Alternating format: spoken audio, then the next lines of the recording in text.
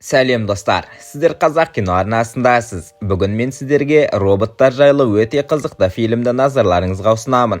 Фильм оқиғасы 2028 жылы өтеді.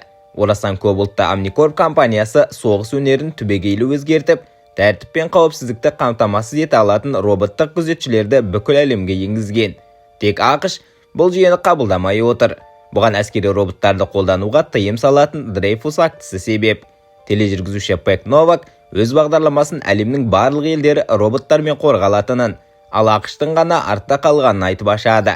Пентагон өкілдері роботтардың қатесіз болмайтынын алға тартқанымен, Новак оларды тыңдамай, Omnicorp жүргізіп жатқан тікелей көрсетілімді эфирге шығарады.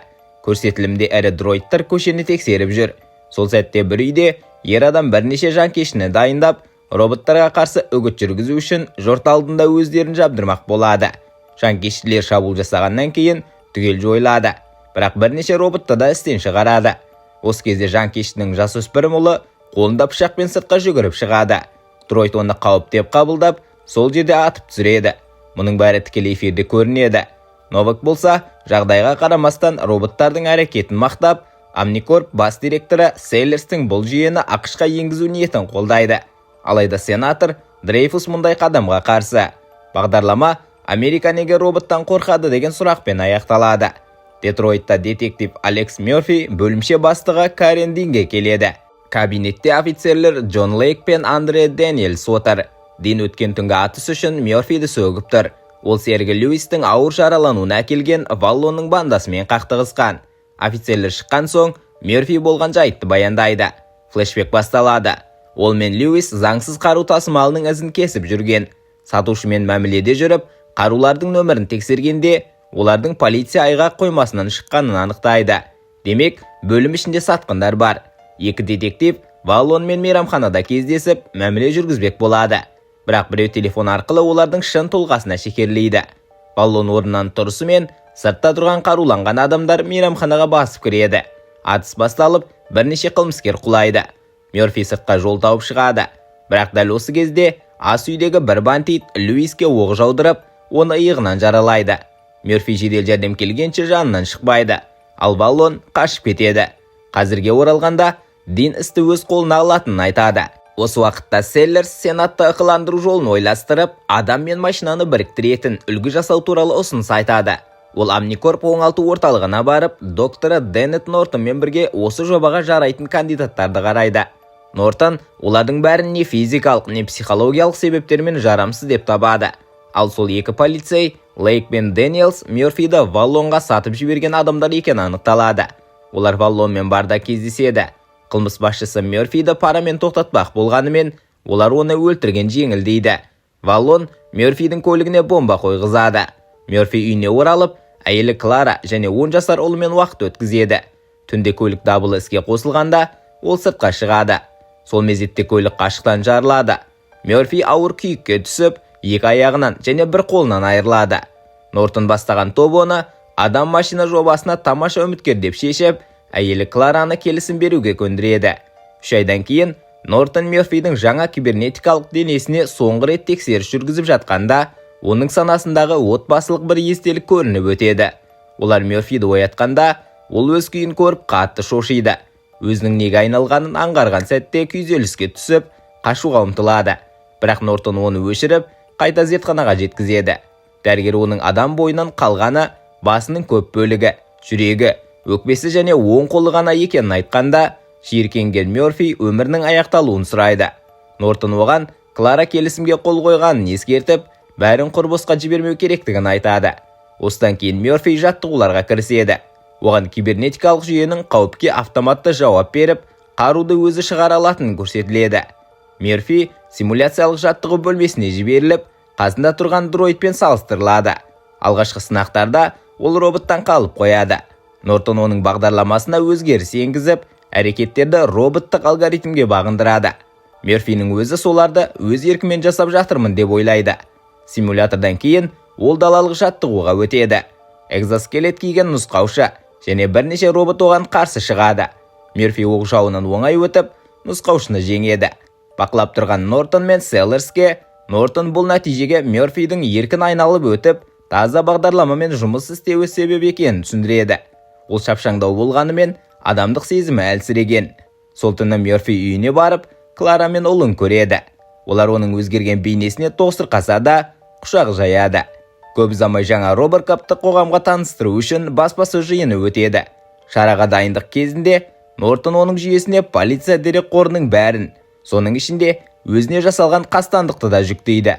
Бұл оның жүйесін күйретіп, ұстамаға әкеледі.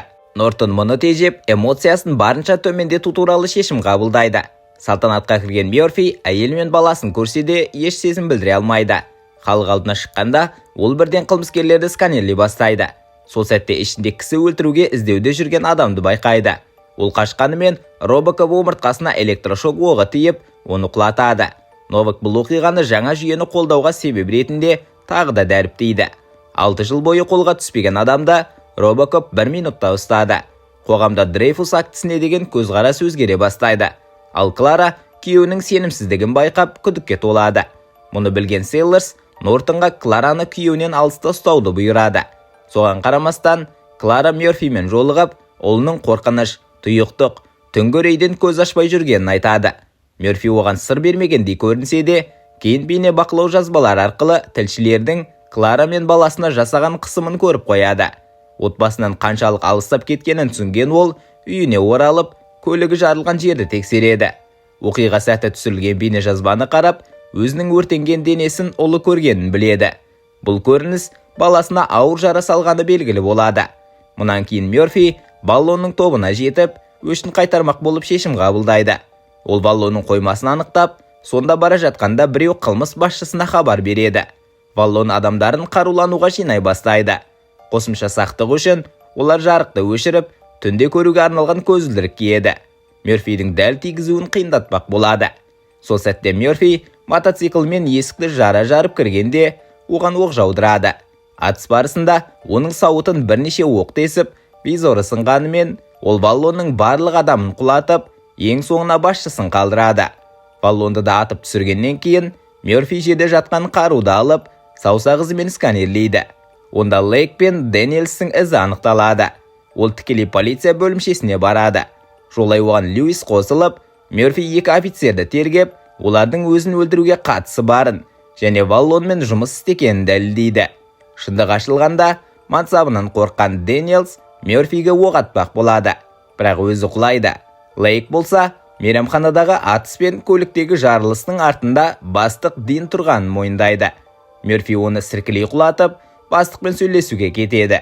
Алайда ол одан жауап аламын дегенде, Мерфидің жаттықтырушысы қашықтан оның жүйесін өшіріп тастайды. Осы кезде Новак бағдарламасының жаңа шығарылымында Мерфидің полициядағы жемқорлықты әшкерелегенін айтып, көшеге роботтарды шығаратын кез келді деп тағы үгіт жүргізеді. Селлерс болса, халыққа Мерфи ауыр халде жатыр деген жалған мәлімдеме жасатады. Селлерс Мерфиді құрбан ретінде пайдаланып, жанашырлық туғызу арқылы Дрейфус актісін жоюды көздейді. Ол жігіттеріне Мерфиді өлтіруді бұйырып, Клараға күйеуінің жарақаттан көз жұмғанын айтуды жоспарлайды. Бір жалдамалы Клараны және ұлын алып кетіп, Селлерске жеткізуге кіріседі. Бақытымызға орай, доктор Нортон Мерфи жатқан ғимаратқа жетіп, оған Селлерстің жалдамалары екеуін өлтіруге келе жатқанын ескертеді. Мерфи оянып, екеуінде жойып үлгереді. Келесі көріністе ол мотоцикліне мініп, Амникорп ғимаратына кетеді. Льюис те суат жасағын ертіп, көмекке келеді. Кіреберісте ол бір күзетшіні сіркілей құлатып, қалғандарын қаруын тастауға мәжбүр етеді. Мотоциклінің ғимарат секіртіп кіргенде, 2 дроид оның соңынан түседі. Олар атқан оқта Мерфи өздеріне бұрғызып, бір-бірін жоюға мәжбүрлейді. Бірақ 3-ші дроид төбеден жабылдап, Мерфидің сол қолын басып қалады. Тағы бірнеше дроид жеткенде, ол сол қолын өзі қиып түсіруге мәжбүр болып, пулеметке жармасады. Сол сәтте қарсы жақтан атылған оқтар оны қозғалтпай тастайды. Дәл осы кезде Льюис кіріп, оқ жауып тұрғандарға тосқауыл қойып, Мерфиге қашуға мүмкіндік береді. Араға көп уақыт салмай, Селлерстің жалдамалылары қайта қуып жетеді. Атыс кезінде басты жалдамалы Мерфиге соңғы оқты бағыттамақ болғанда, Льюис дер кезінде келіп, оны атып түсіреді. Ол өзі де жараланады, бірақ өміріне қауіп жоқ. Мерфи шатырға шығады. Селлерс тікұшақ күтіп тұр. Клара мен ұлы да сонда. Сондай-ақ бірнеше жалдамалы бар. Мерфи оларды қаруын тастауға бұйырады. бәрі бағынады. Ол Селлерсті өзін өлтіруге әрекет жасағаны үшін қамауға алмақ болады. Бірақ ол қызыл қорғалған актив білезігі тағып алғандықтан, Мерфидің бағдарламасы оған оқ атуға жол бермейді. Осыны пайдаланып, Селлерс Мерфиге, одан кейін Клара мен ұлына қаруын кезейді. Осы қауіпті сәт Мерфиге бағдарламаны бұзып, ерік жігермен әрекет етуге күш береді. Ол Селлерсті атып түсіреді. Селлерс ажал құшқанда, Клара мен ұлы Мерфидің қасына жүгіреді. Фильм соңғы рет Новактың бағдарламасымен аяқталады. Президент Нортонның Omnicorp жобасына қарсы куәлік беруінен кейін Дрейфус актісін қайта күшіне енгізгені хабарланады. Соған қарамастан, Новак әлі де роботтарды жақтап, Селлерсті мадақтап, Нортонды қаралауды жалғастыра береді. Фильм осымен аяқталды. Адамдардың орнынан ешқашан роботтар баса алмайтыны осыдан көрінеді.